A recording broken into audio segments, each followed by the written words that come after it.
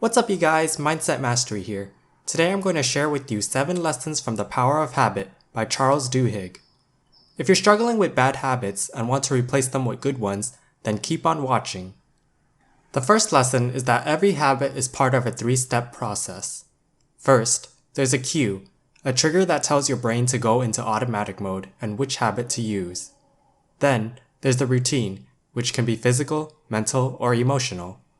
Finally, there's a reward, which helps your brain figure out if this particular loop is worth remembering for the future. For example, if your bad habit is playing video games, your cue might be seeing gameplay somewhere. Your routine would be actually playing the video game, and your reward would be the dopamine rush you get. Over time, this loop becomes more and more automatic. The cue and reward become intertwined until a powerful sense of anticipation and craving emerges. Eventually, a habit is born. When a habit emerges, the brain no longer works so hard in decision making. So unless you deliberately fight a habit or find new routines, the pattern will unfold automatically. This is because our brains are constantly looking for ways to save effort. Habits, as much as memory and reason, are at the root of how we behave. We might not remember the experiences that create our habits, but once they are lodged within our brains, they influence how we act, often without our realization. Habits never truly disappear. This is why relapses happen. If you ever find yourself cheating on a diet, it's because a cue triggered your bad habit. Maybe seeing a donut caused you to want to eat it. Then how do we get rid of bad habits? The answer is, we don't. We simply create new routines that overpower those behaviors. And once someone creates a new pattern, going for a jog or ignoring the donuts becomes as automatic as any other habit. More on this in lesson number 4. The second lesson is that cues typically fall into one of 5 categories: time, location, preceding event, emotional state, and other people. Time is probably the most common way to trigger a new habit. Common morning habits are just one example. Waking up in the morning triggers a chain of habits. Go to the bathroom, take a shower, and brush your teeth. You may also notice that you mindlessly repeat certain tasks at different points during the day, such as getting a snack at the same time every afternoon. Time-based cues can also be used to stick with routines over and over again. For instance, every Wednesday I'll write the script for my next video. The day triggers the habit loop and allows me to keep this routine going, even if I'm not feeling it. If you've ever walked into your kitchen, seen a plate of cookies on the counter, and eaten them just because they are there in front of you, then you understand how location can play a role in your behavior. The most effective way to use this cue is to use a new location to build new habits. This gives you a blank slate to work with, and you won't have to overcome any pre-existing triggers. This is why having an office space is effective for getting work done. Preceding events are when your phone buzzes, so you check your text messages, or when the Facebook notification bar lights up and you click on it. A productive way to use this is to stack habits on top of each other. For example, after making a cup of coffee, you can meditate for a few minutes and then get to work. You may have a habit of eating when you feel depressed. Or you might do some online shopping when you're bored. Although emotions are common cues for our behavior, they're harder to control and use for building good habits. If you want an emotion to trigger a positive habit, you need to be consciously aware of the emotion as you're experiencing it. If you want to increase your emotional awareness, I would recommend meditating. Finally, it's probably no surprise to you that the people you associate with can play a role in your habits and behaviors. The best way to use this cue is to surround yourself with people who have the habits you want to have yourself. If the people around you are successful and productive, you're likely to end up the same way as well. Lesson number 3. Habits are powered by craving. Craving is what makes cues and rewards work. The craving is what powers the habit loop. First, you want to find a simple and obvious cue.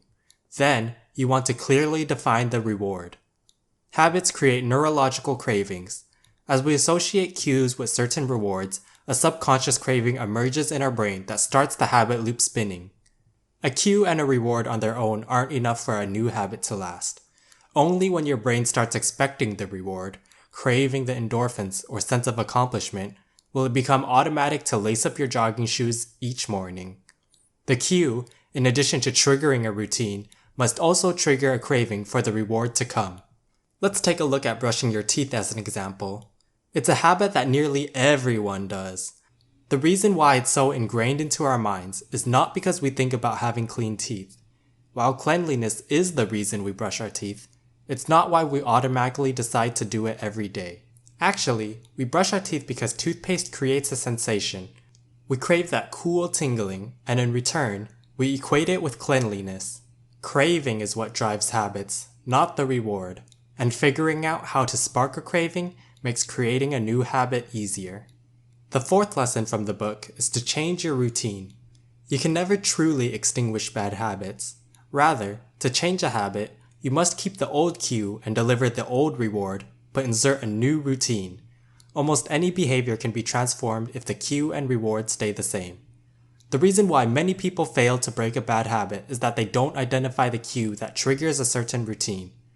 After you identify the cue, you can then replace the following routine with something more productive. As a personal example, I used to check my phone first thing in the morning whenever I woke up. This caused me to end up wasting 15 to 30 minutes checking junk mail or social media when I should have been getting ready for the day. Instead of putting it on my nightstand, I leave it on my desk so I can't automatically reach for it when I wake up. This ensures that I get up and brush my teeth instead, allowing me to start my day by doing something that will lead into more productive habits. The fifth and probably most important lesson is to choose a keystone habit. Some habits have the power to start a chain reaction and change other habits. In other words, some matter more than others in remaking businesses and lives. These are keystone habits, and they can influence how people work, eat, play, live, spend, and communicate. Keystone habits start a process that transforms everything. Small wins are part of how keystone habits create widespread changes. Once a small win has been accomplished, there's momentum for another small win to be created. This creates a snowball effect, and over time you'll be convinced that bigger accomplishments are within reach. The habits that matter the most are the ones that remake other patterns. For example, my keystone habit was waking up early every morning. This caused me to be more productive, allowing me to create a morning routine full of other good habits. The sixth lesson is to turn willpower into a habit. Willpower is the single most important keystone habit for individual success. This isn't just a skill, it's a muscle that gets tired as it works harder, so there's less power left over for other things. If you want to do something that requires willpower, like going for a run after work, you have to conserve your willpower muscle during the day. If you use it up too early on tedious tasks like writing emails or filling out boring forms, all the strength will be gone by the time you get home. There was an experiment where people were signed up for a money management program. The participants had to deny themselves of luxuries and keep detailed logs of everything they bought. Their finances improved as they progressed through the program, but there were also side effects. They smoked fewer cigarettes, drank less alcohol, ate less junk food, and were more productive at work. As people strengthened their willpower muscles in one part of their lives, that strength spilled over into what they ate or how hard they worked. Once willpower becomes stronger, it touches every aspect of your life. This is why signing up kids for piano lessons or sports are so important. It has nothing to do with creating a good musician or a football star. When you learn to force yourself to practice for an hour or run 15 laps, you train your willpower muscle to allow you to focus on other important things. Willpower becomes a habit by choosing a certain behavior ahead of time and then following that routine when an inflection point arrives. When it comes time to making a decision on working on your business or watching TV, you'll have the willpower to choose work. When people are asked to do something that takes self-control, it's much less taxing if they think they are doing it for personal reasons, like it's a choice or something they enjoy because it helps someone else. If they feel like they have no choice and that they're just following orders, then their willpower muscles get tired much faster. If you're still struggling to change your habits, then it's important to note that habits are easier to change with other people. When people join groups where change seems possible, such as Alcoholics Anonymous, the potential for that change to occur becomes more real. Belief is easier when it occurs within a community. If we keep the same cue and the same reward, a new routine can be inserted. But that's not enough. For a habit to stay changed, people must believe change is possible, and most often, that belief only emerges with the help of a group. So if you want to change a habit, your odds for success go up dramatically when you commit to changing as part of a group. When you can actually see and visualize your habit being broken, it'll be much easier for you to believe that you can do it too. If it works for someone else, it can work for you.